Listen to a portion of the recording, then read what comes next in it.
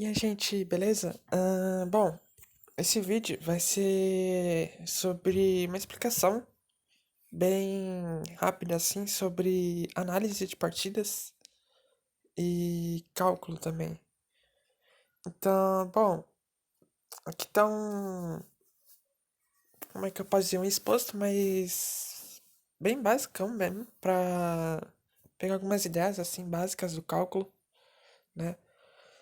O cálculo, ele tem a ver algumas vezes com a matemática, assim, a própria matemática, né, propriamente dita, existe, assim, algumas semelhanças com o cálculo, assim, de matemático, né? E, bom, basicamente no cálculo matemático a gente tenta buscar, né, alguns recursos, né, para, enfim, solucionar problemas e resolver nas situações, enfim, problemas, exercícios, seja o que for, né?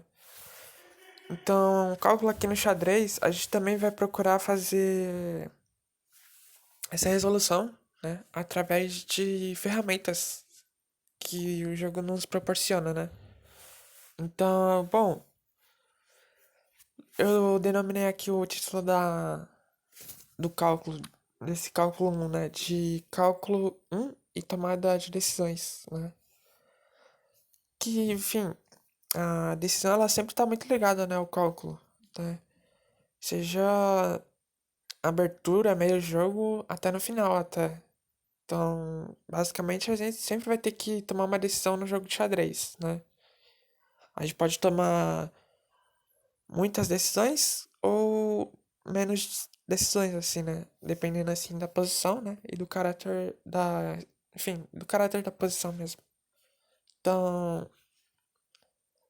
normalmente que vem, assim, mais a cabeça mesmo da gente quando a gente joga são os lances forçados, né? Que a gente tem, assim, os exemplos, assim, do cheque, de ameaça de checkmate, né? A ameaça de capturar peça, né? Enfim, as trocas também, né? Pra não... Também são lances, assim, que podem ser considerados, né? E lances para ganhar vantagens estratégicas. Isso aqui que é um pouco mais abrangente, né? Pra estudar. Mas é possível, sim, um lance assim que você vai adquirir, né, uma certa vantagem estratégica, né? Seja um peão passado, enfim, ou danificar, né, e causar debilidade na estrutura do adversário, né? São exemplos assim de vantagens estratégicas, né? Como também melhorar a atividade, né? Enfim, podem ser considerados aí no seu jogo. Então, coloquei aqui análise da posição, né? Isso aqui seria um mini mapa assim de ou uma mini receita, né, de análise, mas eu vou querer deixar mais completo depois, aí nos próximos dias, porque é muito mais complexo assim a análise, né? Não é, bom, eu não posso tipo simplesmente chegar aqui em um minuto te dizer como é tudo assim de análise, mas eu tentei deixar aqui o mais simples possível, né? Aí eu coloquei aqui no um, né? Bom, vamos supor um exemplo, né? De uma posse de uma posição melhor. Uma posição que você tem a vantagem em relação ao adversário. Seria o nosso primeiro exemplo. E ter uma boa posição para levar a uma pequena ou grande combinação. Combinação é o quê? É quando você segue para uma sequência, né? De lances que vão te levar para a vitória, né? Ou, enfim, vitória através do checkmate ou de ganho de material decisivo, né? Então, seria, né, aqui um exemplo assim para analisar. E se assim é mais para quando você tem, né, uma boa posição, né, e você vê que você pode fazer uma combinação, né? A combinação é muito importante, né, treinar ela através dos exercícios táticos, né? que tem no Lichess e muitos livros também. Assim como na internet também, né? Hora ou outra aí o pessoal solta, né? Muitos exercícios assim de combinação, de tática, né? Então são muito importantes aí de todo mundo tá fazendo. Então, coloquei no 2 aqui. Existe a possibilidade de igualar a posição com alguma ruptura ou lance forçado, ou uma sequência, né, de lances forçados, né? Só que é muito importante, né, quando você sente que você não tá muito bem na partida, né? Mas você vê que é possível pelo menos você tentar brigar assim pra igualar a posição, né? Ou procurar, enfim, chances aí, né, de você conseguir contra-jogo, né, e conseguir contra-atacar o adversário, né? Então, o é, o primeiro exemplo assim que me veio à cabeça foi as rupturas, né? Mas seria possível assim outros lances como as trocas, né? Ou como você ameaçar uma peça, né? E o seu adversário ter que recuar. Isso pode ser considerado como uma possibilidade de você igualar a partida, né? Então, enfim, entra aí também na nossa receita aí de análise, né? Então, no 3 aqui eu coloquei os lances não forçados. Aqui é importante ter muita atenção, porque como assim, as outras questões assim que a gente já viu no vídeo, os lances não forçados eles também são muito complexos assim. E precisa de atenção assim pra pelo menos você pegar uma base, né, pra estudar. Assim como os outros também são importantes, né, de dar uma pesquisada, né, e analisar, né, com mais atenção, assim, com mais foco. Então, seriam lances assim que você poderia realizar um plano, né? Normalmente os lances não forçados eles vêm assim mais na fase do meio jogo, barra final também, né? E seria um objetivo. Essa figura do objetivo, né? De você realizar, né? Um plano, né? E enfim, uma operação, né? Para você alcançar esse objetivo. Então, seria normalmente assim, uma analogia a uma operação matemática, né? Poderia, sei lá, uma operação matemática a gente pode realizar assim, muitas, N, né? N possibilidades, né, de operações matemáticas. As operações matemáticas, elas chegam ao objetivo, né, que seria o resultado, né? Então, poderia sim a gente pegar essa analogia da operação matemática. Então, assim, como a gente já viu, né, a matemática que ela tem muita influência aqui no cálculo. Que a gente pega muito, o xadrez ele pega muito assim na matemática, né? Então, bom, é... os lances não forçados, né? Esses planos assim, né? Eles têm muita importância assim no jogo. Sem, assim, muita importância mesmo, assim. Porque ele não é basicamente a gente fazendo assim, um lance assim que é ganhador, assim. É um pouco mais, como é que eu posso dizer? Mais denso, assim. Tem muita densidade, né? Muito mais complexo, né? Porque envolve, assim, um pouco mais de estudo, né? De treinamento. Porque você tem que procurar, assim, realizar, né? O plano, assim, em etapas, né? Então, basicamente, assim, eu poderia dar um exemplo no... Quando você tá, tipo, realizando um ataque de ala, né? Ataque de ala, você pode, enfim, ter o objetivo de avançar, né, o seu ataque com uma avalanche de peões, né? Enfim, aí você poderia chegar aí nos seus pensamentos aí, por exemplo, com a Índia do Rei, né? Que é uma defesa que utiliza bastante, assim, esse tema de ataque de ala. Bom, seguindo nesse exemplo da Índia do Rei, a gente poderia chegar e, enfim, pegar algumas ideias da teoria da defesa com relação ao ataque de ala e atacar com a avalanche de peões. Então, bom, basicamente, meu plano vai ser realizar a minha avalanche de peões até o objetivo, que nesse caso é o Rock das Brancas, né? E tentar algum ataque que seja decisivo, né? Tentar causar aberturas, né? No Rock das Brancas e, enfim, chegar aí a esse objetivo.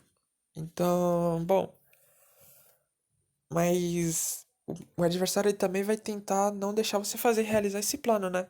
Porque é muito importante você prestar atenção nos recursos, né, de quem você tá jogando, né? Se ele tem assim algum recurso defensivo ou até mesmo assim uma ameaça de contra-jogo muito boa assim, né? Pô, vai que ele tá, por exemplo, na Índia do Rei, é importante você prestar atenção na ala da dama, né? Por exemplo, a gente tem a ruptura bem temática do C5, assim. O C5 é o lance que ele assim, ele causa assim muitas ameaças, né? Porque pode vir a ocasionar a abertura, né, de alguma coluna ali e as brancas conseguirem acessar, né, e de perfurar, né, a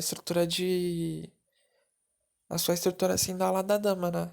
E como normalmente a Índia você joga as peças um pouco mais pra ala do rei, a ala da dama ela pode ficar um pouco, de certa forma, deixada de lado, né? E isso pode vir a ocasionar um contra-ataque assim que tem assim muita força, né? Então, esse seria assim alguns dos exemplos assim, né? Alguns dos componentes, né? Da da do do plano assim, né? Do objetivo, né? Poderia ir, enfim, ah, citar alguns exemplos assim, como o tempo no relógio. Isso é importante também, né? O tempo no relógio, ele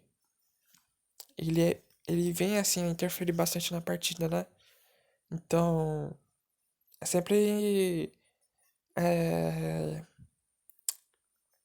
aconselhado que a gente fique atento no nosso tempo no relógio, né? E no tempo do adversário também. Porque isso pode vir a ser, né? Considerado num plano assim, né? Por exemplo, o top 3 do xadrez mundial, o GM chinês, o Jing Liren, né? Que é um grande jogador, um dos melhores jogadores do mundo, né? Já ganhou muitas vezes assim do Magnus Carlsen, né? Ele já citou assim em algumas entrevistas que ele considera assim o tempo no relógio, até mesmo como as reações, né, psicológicas do adversário, né? E isso pode vir a ser considerado, né? Que ele considerava assim nos pensamentos dele, né? Nos planos dele, né? Pra jogar contra certo adversário, né? Em alguma determinada posição, né? Então a gente poderia aqui pegar dois exemplos assim, né? Como o tempo no relógio e o psicológico, né? Que são muito presentes assim nas partidas do xadrez, né? Então, enfim, normalmente assim, envolve assim um pouco mais de, como eu tinha dito, né, de densidade, né? E essa densidade, né, ela requer assim muita atenção assim no xadrez, né? Então, normalmente assim, a gente não consegue assim uma boa precisão assim em jogos mais rápidos, né? Normalmente sim em jogos mais, né, de ritmo pensado, né?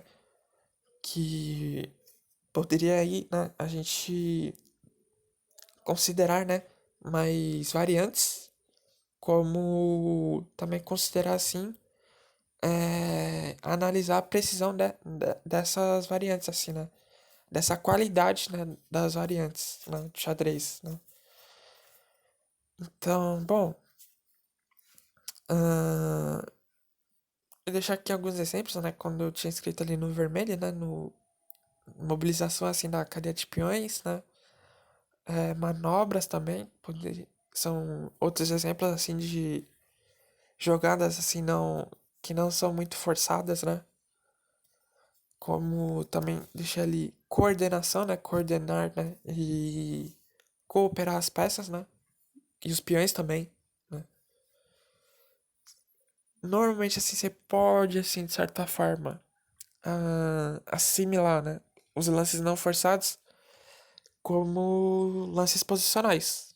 Assim, pra ser sincero, tem fundamento, assim, de certa forma, né?